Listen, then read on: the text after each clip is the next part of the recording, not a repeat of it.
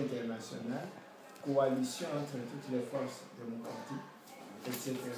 Et ils sont arrivés, les hommes de progrès sont arrivés. Donc c'est où? Dans quel pays? Comme le Brésil. Non, en Afrique. Parce que Bon, je vous cite par exemple le Niger. Le Niger, c'est un pays producteur d'uranium et de diamants. Je suis allé jusqu'à là pour demander au président Mahamadou Issoufou à Niamey, mon frère, qu'est-ce que vous avez fait pour accéder au pouvoir? Il y a une autre stratégie, c'est injecter des hommes sûrs et déterminés.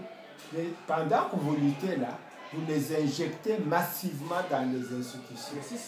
C'est ça notre solution à nous aujourd'hui. La phagocytose. Pendant que certains luttent de l'extérieur, d'autres rentrent. Mais la première stratégie, c'est laquelle? C'est la population. Il faut commencer.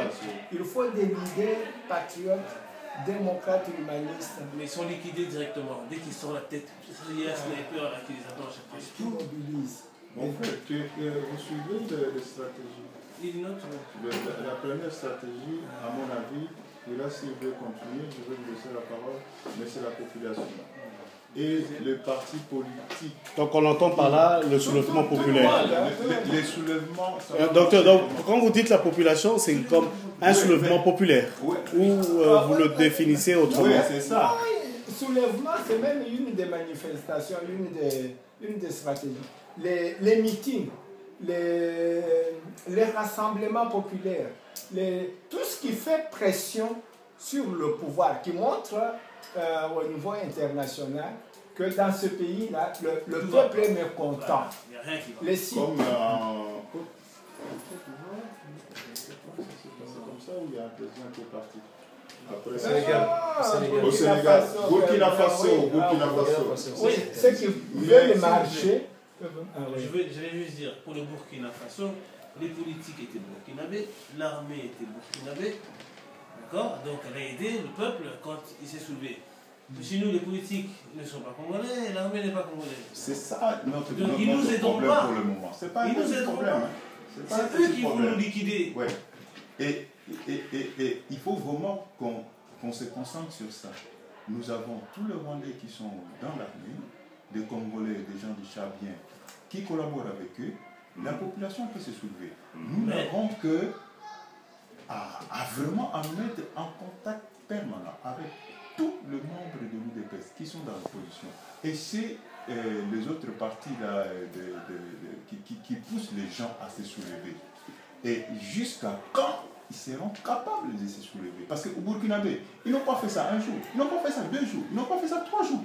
Même jour. Jusqu'à quand il va partir?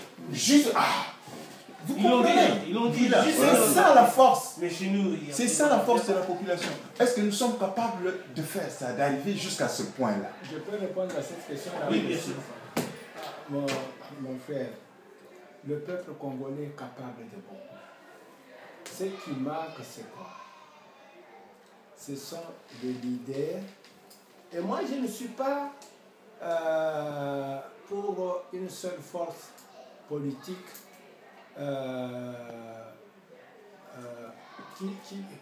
qui émerge tant comme l'UDPS. Moi, je suis pour plusieurs. Regardons, c'est comme la démocratie s'enracine et fonctionne bien dans une société. Quand vous avez plusieurs leaders politiques, qui se côtoient, oui, des patriotes, humanistes, et qui échangent démocrates, une société civile très bien organisée, très bien structurée. Vous avez les syndicalistes, les journalistes, les milieux universitaires, les étudiants, les mouvements féminins, les artistes. Tout ce monde-là travaille en symbiose. Et le peuple congolais était arrivé très loin. Comment est-ce que nous avons obtenu la conférence nationale souveraine? Comment est-ce que nous avons obtenu l'indépendance? C'est qu'on a su se concerter. Vous savez que la Belgique est le seul pays au monde qui n'avait ni voulu, ni préparé, ni prévu l'indépendance mais on l'a prise. du pays. Et c'est pour ça qu'ils nous mettent des bâtons dans les roues et qu'ils nous laisseront pas. Ouais, mais je vous montre, c'est que les émeutes du 4 janvier 1959, ce sont les Belges qui ont écrit. Ça a provoqué une panique terrible. Tiens, le Congo, l'empire du silence. Hein, le miracle congolais. Hein, et le respectable journal The Times, le 23 octobre 1958 avait publié ça. Le miracle congolais. Comment? Qu'est-ce que les Belges ont fait pour qu'il y ait un silence? S'il vous plaît, mais c'est un peu